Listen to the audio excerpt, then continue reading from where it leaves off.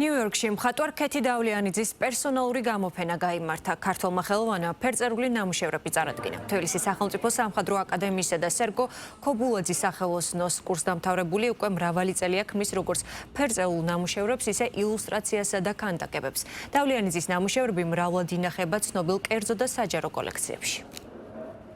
ამ გამოფენის ინსპირაცია ჩემთვის არის ქართველი ხელოვანების მხარდაჭერა და პოპულარიზაცია. ისეთ გალერეაში, მაგალითად, როგორიც არის Marissa Newman Projects ნიუ-იორკში. მინდა რომ მეტი მხატვარი იყოს წარმოდგენილი საერთაშორისო სახელოვნებო სცენაზე და ჯერა რომ ქერთისთვის ეს გამოფენა იქნება მეტი წარმატების მომტანი. დღეს ჩვენ გვერდში ვდგავართ ქეთის და ნინოს. გვინდა რომ ხშირად გაკეთდეს ასეთი ღონისძიებები.